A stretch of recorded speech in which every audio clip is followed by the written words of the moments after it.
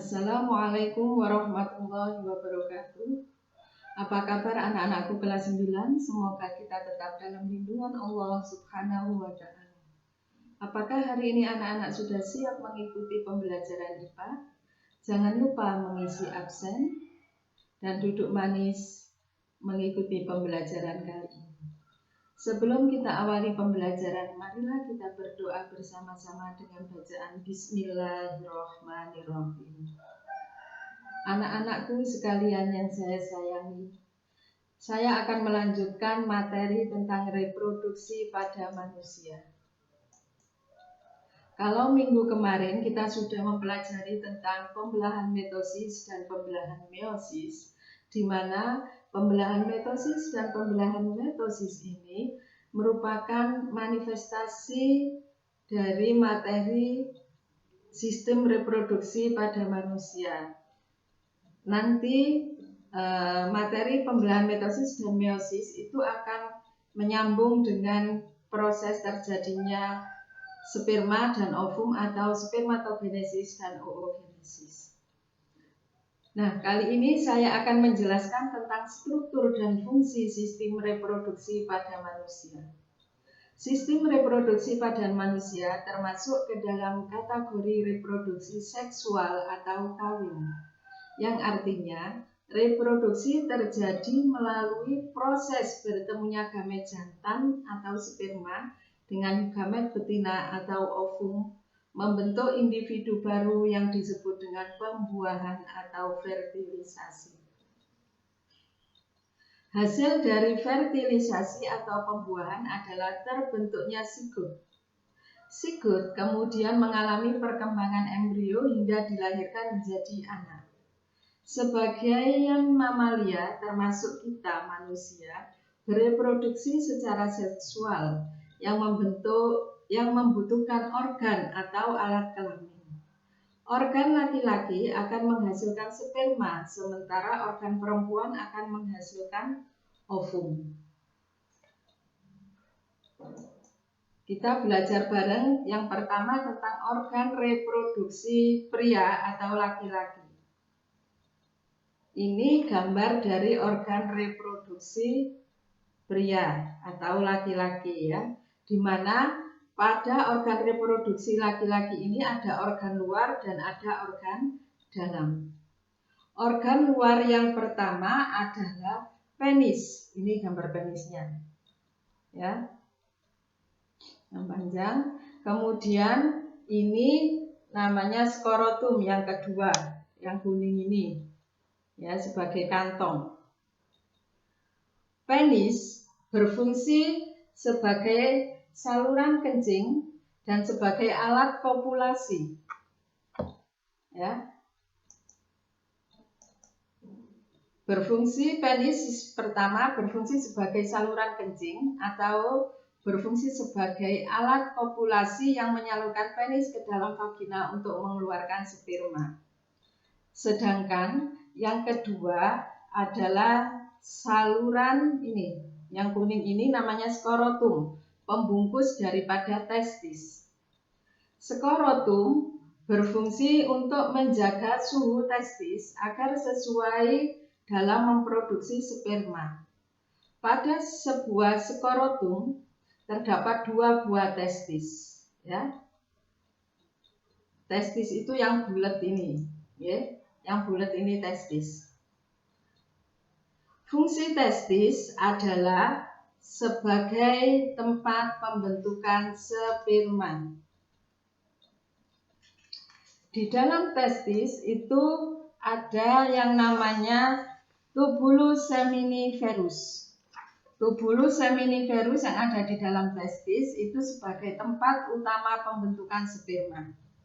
Ketika sperma sudah dibentuk di testis, maka sperma akan dikeluarkan menuju epididymis, di mana epididymis ini adalah berfungsi sebagai tempat penyimpanan sementara sperma dan pematangan sperma di epididymis ini. Setelah sperma matang, Kemudian sperma akan disalurkan menuju vas deferens. Ini salurannya. Menuju vas deferens, dari vas deferens ini akan menuju ke vasikula seminalis. Ya, di mana di vasikula seminalis ini adalah sebagai tempat pembentukan hormon macam-macam. Ya, ada hormon basa atau alkali, ada hormon fruktosa, ada hormon prostalaglandin, dan protein pembekuan. Di mana hormon-hormon ini adalah nanti bergabung pada kelenjar. Hasil hormon-hormon ini akan bergabung dengan sperma. Hormon ini berfungsi sebagai makanan sperma. Kemudian ada ini kelenjar prostat. Dari vasikula seminalis, sperma akan menuju kelenjar prostat, di mana kelenjar prostat ini berfungsi sebagai tempat penampungan sementara sperma sebelum menuju ke saluran ureter atau sebelum dikeluarkan penis. Ya, ini di kelenjar prostat. Kemudian ada kelenjar Cowper. Maaf, ada kelenjar Cowper yang kecil ini. Ya. Kelenjar Cowper ini adalah menghasilkan lendir atau cairan berwarna kuning yang bersifat basah. Jadi sperma dan makanan yang dihasilkan di vasikula seminalis ini akan bergabung, ya, di kelenjar Cowper. Fungsinya sebagai makanan sperma untuk melindungi sperma dengan cara menetralkan urin yang memiliki pH asam yang tersisa dalam ureter. Jadi kemungkinan di ureter ini masih ada sisa cairan dari kandung kemih, maka cairan itu akan dinetralkan pH-nya oleh cairan yang dihasilkan di kelenjar Cowper, dari kelenjar Cowper, ya. Kalau sudah, kemudian cairan itu berfungsi akan melapisi uretra untuk mengurangi kerusakan pada sperma selama ejakulasi. Struktur dari sperma yang dihasilkan oleh laki-laki dapat dilihat seperti ini. Ini sperma, ya, yang sudah terbentuk di testis tadi. Ada kepala sperma, ada leher sperma, kemudian ada ekor. Kepala sperma ini terdapat nukleus atau inti, ya, inti sel, di mana di dalam inti sel ini ada DNA yang membawa sifat keturunan dari orang tua kita. Kepala sperma selalu ujungnya runcing, karena apa? Ini nanti berfungsi untuk menembus sel telur, ya.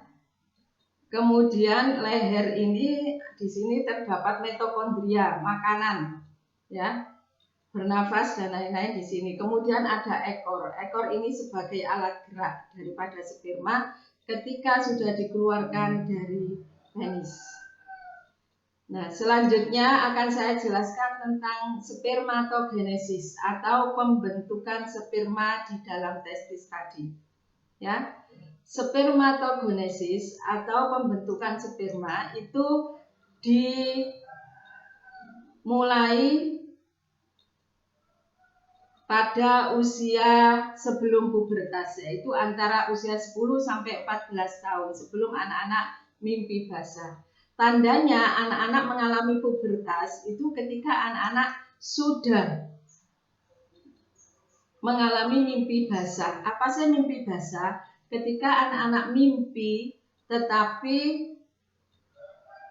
ketika anak-anak mimpi basah itu anak-anak mimpi bertemu dengan bidadari, kemudian anak-anak mengeluarkan cairan yang pekat di dalam celana anak-anak, atau kalau tidurnya pakai sarung, di sarung anak-anak, atau di celana dalam anak-anak. Tapi tidak berupa pipis cairan, tapi berupa cairan pekat kental. Itu namanya anak-anak sudah mengalami pubertas. Ketika anak-anak mengalami mimpi seperti ini, itu menandakan anak-anak sudah masa akil balik, ya, dalam bahasa Islam. kalau dalam bahasa umum anak-anak sudah melalui masa pubertas, awal dari masa pubertas. Ketika anak-anak mimpi basah seperti ini, bangun, anak-anak harus mandi besar. Ya, karena itu mengeluarkan hadas. Anak-anak harus mandi besar, berniat, ya, nawaitul husla li raf'il hadasil akbari.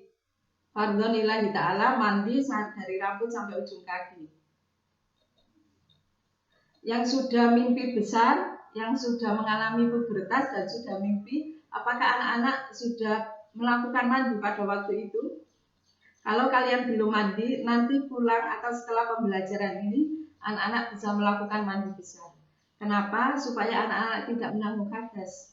Ketika kemarin anak-anak insya Allah masih dimaafkan karena tidak tahu. Tapi kalau saat ini anak-anak sudah tahu, anak-anak harus mandi besar. Nah, kapan terjadinya pembentukan spermatogenesis? Spermatogenesis terbentuk sebelum masa pubertas. Di mana tempatnya? Di tubulus seminiferus di dalam testis. Ya.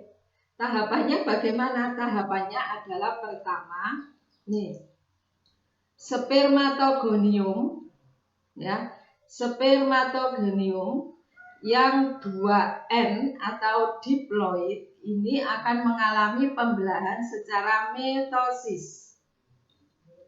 Setelah pembelahan mitosis, spermatogonium ini akan menjadi spermatosit primer yang diploid, ya.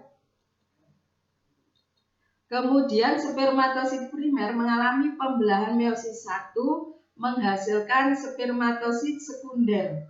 Masing-masing dari spermatosit sekunder ini adalah haploid atau 1N atau ditulis N saja. Kemudian dari pembelahan meiosis 1 sampai selesai tahapannya akan membentuk pembelahan meiosis 2, di mana dari masing-masing spermatosit sekunder ini akan menghasilkan, pada saat pembelahan meiosis kedua akan menghasilkan spermatid yang haploid. Jumlahnya dari spermatosit sekunder 1 ini menghasilkan 2 anakan, 2 sel anakan. 1, 2, 1, 2, berarti menjadi 4. Yang disebut dengan spermatid, di mana masing-masing spermatid ini adalah haploid atau N.